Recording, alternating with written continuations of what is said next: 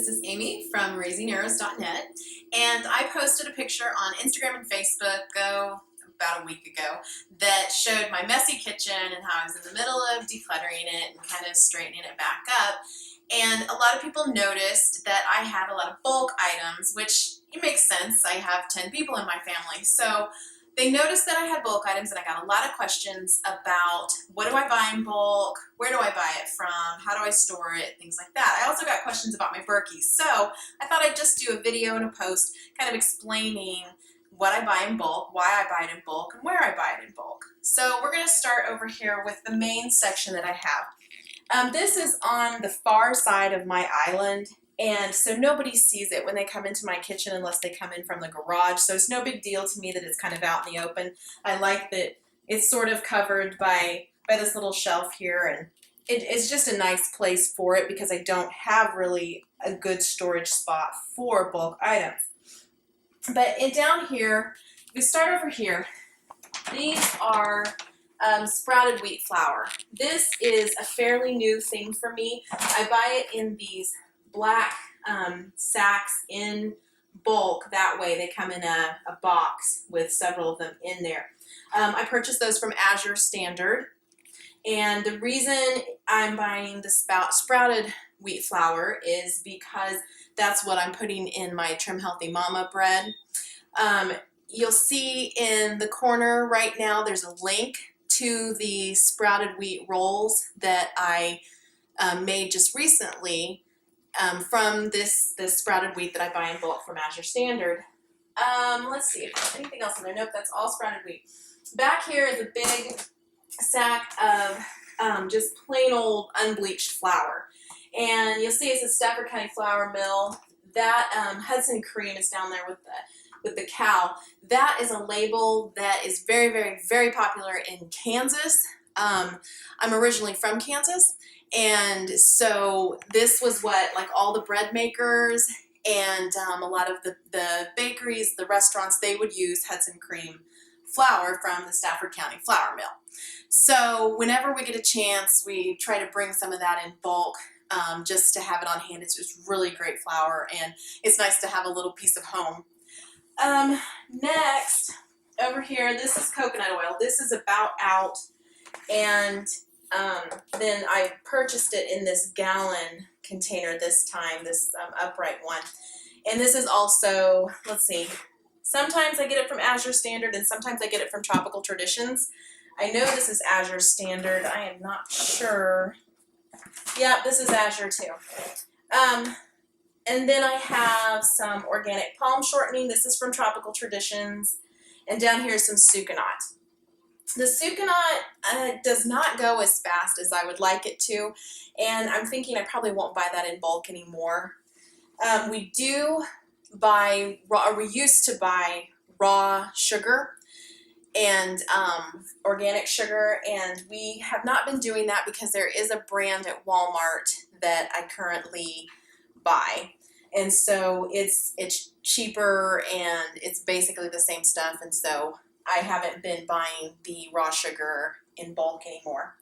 This container right here is just an old, I think it's an old coconut oil pail that I had, and we buy a lot of almond flour. I buy that in bulk from Azure, sometimes from Amazon as well if I'm not going to be getting an Azure order in soon enough. And I just dump the almond flour packages into there and use out of there. This container is a food grade 5-gallon bucket, and I think I purchased it at an Amish bulk food store, but I'm not entirely for sure. You can purchase these online. I think maybe Azure even carries these. So this used to be my like Prairie Gold. I like the white wheat. For whole wheat, it just makes a nicer looking loaf. However, I ran out of that, and I've been using the sprouted. So in here now are my rolled oats. And we buy the rolled oats in a big old bag, and I can't get all of it in here initially, but as we work through the bag, I'll dump it into here. I have a scoop that I can scoop out the oats, and so that's what's in here. And then over here, I'll just show you a few things that I don't know if you'd consider them bulk. I guess you would this cinnamon. We buy cinnamon in bulk, which may seem like a really strange thing to buy in bulk. Spices are really good to buy in bulk, and seasonings and things like that. The reason for us buying cinnamon is because we eat a lot of cinnamon. Cinnamon is really good for you, and when my husband lost all his weight, he lost about 100 pounds, cinnamon was his seasoning of choice. And so we started buying an Asian cinnamon that has a nice sweet flavor to it. We started buying that in bulk, sometimes from Frontier. This last batch came from a health food store in town, and I just asked her, you know, if I bought a huge bag of this stuff, can I get a break on it? And she said, sure. So, and if we didn't have to label it special, she didn't have to put any special labels on it, I got an even better deal on it because she didn't have to use any special packaging. It's just in a Ziploc bag. Salt. This is our preferred salt, real salt. And I know people think I'm crazy, but that stuff tastes way better than any other salt there is out there. It is just a sea salt. It's a fine salt, and it's just, there is just something special about this salt. This peanut butter, let's just go over here. This is from Aldi's. My Aldi is carrying large peanut butter now. I think maybe that's standard in a lot of them. They still have the little peanut butters there, but this is really good. I've thought about getting peanut butter in big pails, but I've just, with Aldi, you just about can't beat their price on things. And so we don't shop at Sam's or Costco or anything like that.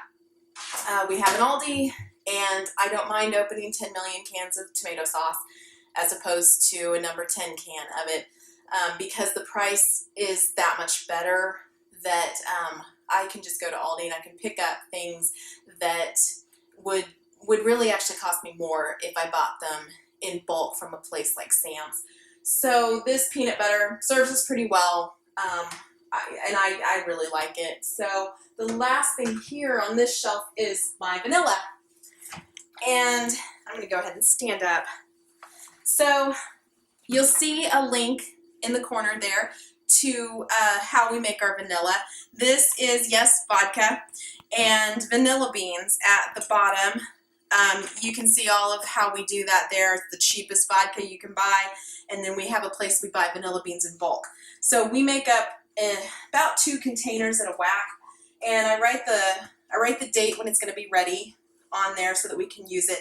We actually only let it cure about 6 weeks before we start using it.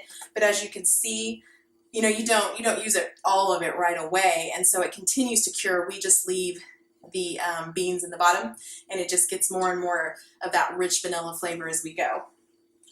And then lastly, I'm going to talk briefly about like beans and rice. I probably should do rice in bulk. We do eat, the kids like to eat a lot of rice. I am not a fan of beans, and that's just how it is, sorry. I know a lot of large families eat a lot of beans. We do not, because I'm not a fan of them. And so my husband likes beans, and he's the one who does the beans up when we have beans. But they are not a regular staple of our diet. These beans right here, as you can see, there is all kinds of debris in there. These were given to us, and that's pretty much how our bulk beans come. Somebody has bought a big old bag, a family member or something like that. They don't know what to do with the excess. They give us beans. So we ended up with that from Ty's uncle. It was straight out of the field. They had harvested them, thrown them in a bag. They have not been sifted through or anything like that. We'll just take care of that when my husband decides to cook them up. No big deal. But you can buy big old bags of pinto beans, just about any kind of bean you want. Azure has those, and they're really great buy if your family likes beans. I'm just not a bean fan. So lastly here is my Berkey. And a lot of people ask me about the Berkey. We did not buy the biggest size possible. This is the big, and we felt like it was sufficient for us. We are not currently relying on it. The water here is pretty good.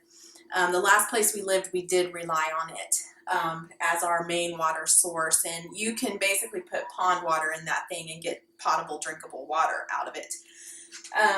And we really like that. It's kind of an emergency situation thing for us. It's also just, it tastes really great. And so I do recommend the big Berkey. And you can get the bigger one, especially if you have a big family. The bigger one is great. But I just didn't, we decided to go with the little bit smaller version, and we've been very satisfied with that.